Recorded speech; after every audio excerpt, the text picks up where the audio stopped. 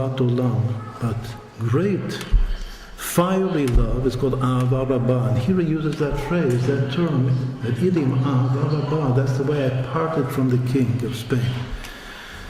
Then the king, once more, after the debate was officially over, the king came to the synagogue of the Jews and also tried to make his point. And once more, the Ramban, with all due respect, he totally contradicted everything that the king said.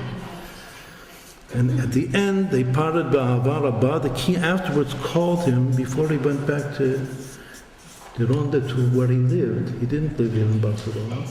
Before he went back home, so the king called him and he gave him also a very large sum of money, 300 dinarim. And that's the way the story ends. Actually, there's a later ending that even the Jewish sage here was victorious. But because sometimes when a Jew wins, it's also a little bit dangerous. So at a later point, he had to leave Spain. Of course, he left Spain to a very good place, to the very best place in the world, which is Eretz Yisrael. But one of the reasons, one of the motivations, one of the things that forced him to leave Spain was because he won the debate so well. At one point in the debate also, since we're talking about vis-a-vis the king, how the rapport was between the Ramban and the king of Spain. So first of all, the Ramban makes a very, very strong point throughout the debate that our religion, even though we believe very strongly in Mashiach, in the coming of Mashiach, it's one, according to the Ramban, it's one of the 13 principles of our faith, and to believe that he can come every day. Even though the Ramban himself has an idea of a potential date of when a Mashiach will arrive, and it's several decades later. He said this in the synagogue. He says, all of my Jewish congregants will not like to hear this because the Jew believes that the Mashiach can come today. But I have a cheshbon that maybe he'll come a few decades from now. In any event, we believe very strongly, but the religion, the Torah, is not dependent upon Mashiach. This is one of the most important points that he makes. Now, that we can be faithful servants and faithful children and faithful brides to Hashem even when Mashiach doesn't come. And in order to make this point stronger, he says to the king that in a certain way you, the king of Spain, are better for me than the Mashiach. How can he say such a thing? He says, because if I'm living in your domain, in your kingdom, I'm forced to live as a Jew and to observe all the commandments of a Jew with mesirut nefesh, with self-sacrifice. When Mashiach will come, I won't have to have mesirut nefesh in order to perform the mitzvot. So in a certain way, you're doing me a better favor than Mashiach.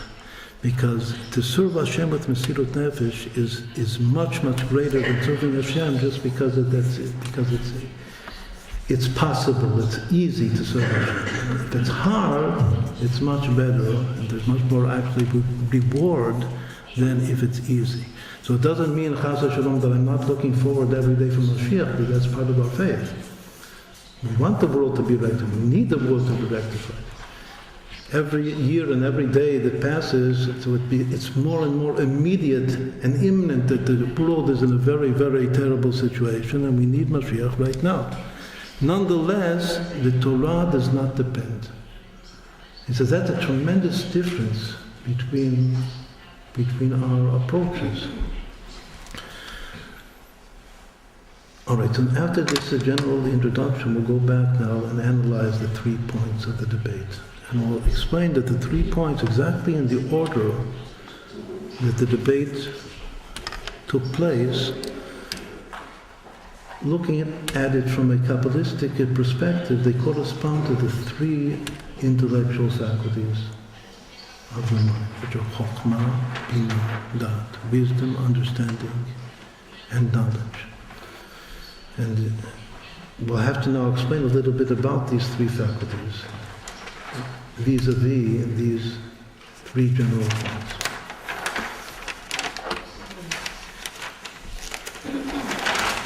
The greater a tzaddik is, and a divine soul of Israel is, the more the reality of the future is here.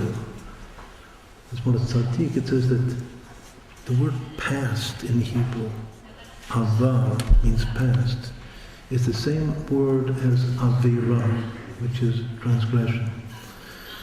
It says that a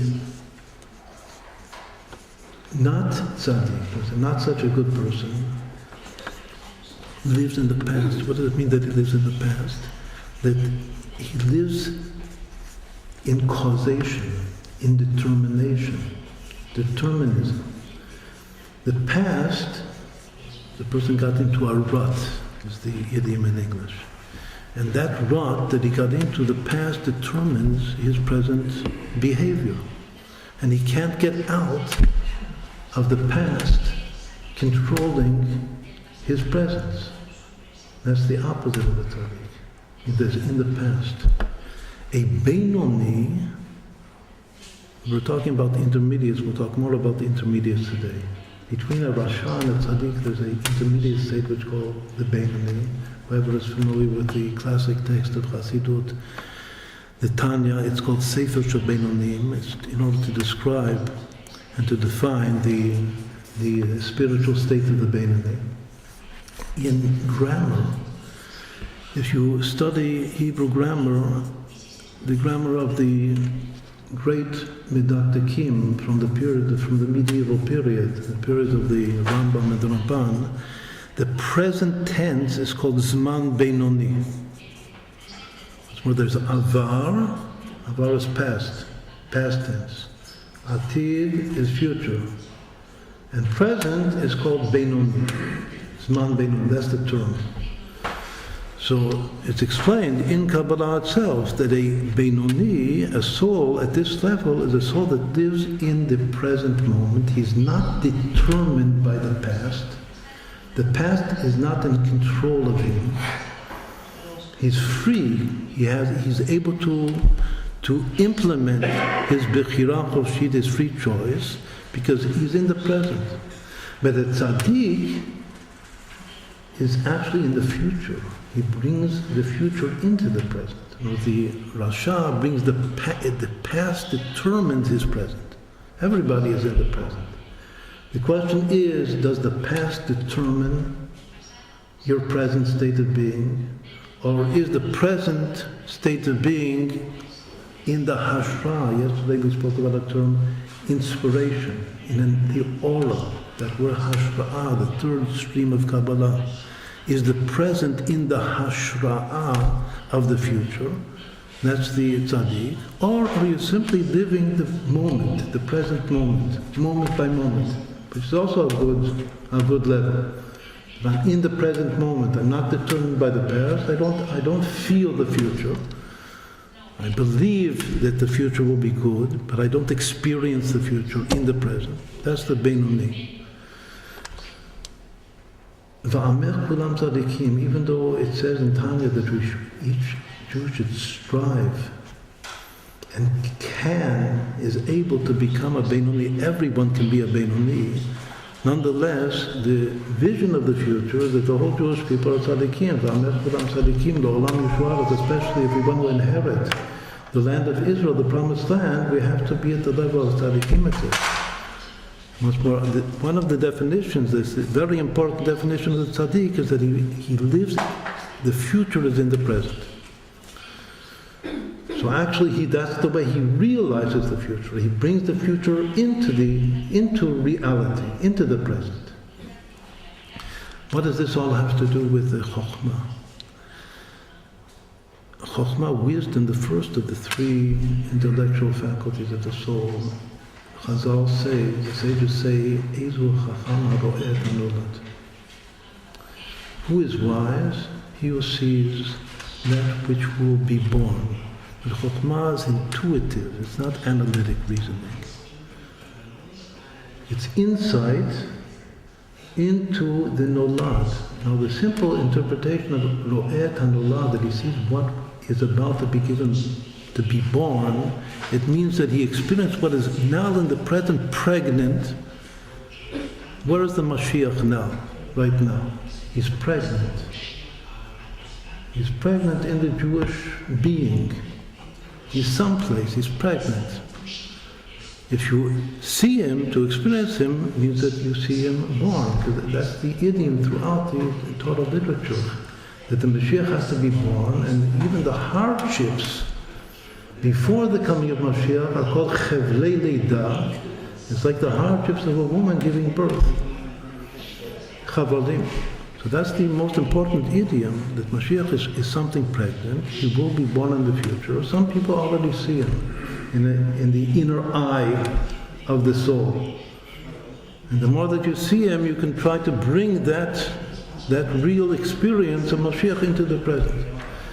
So that's why this term of Ezu Chacham HaRo'eh HaNolad has two interpretations. The simple interpretation is that the Chacham, the wise man, sees the future. Sees what will be born in the future.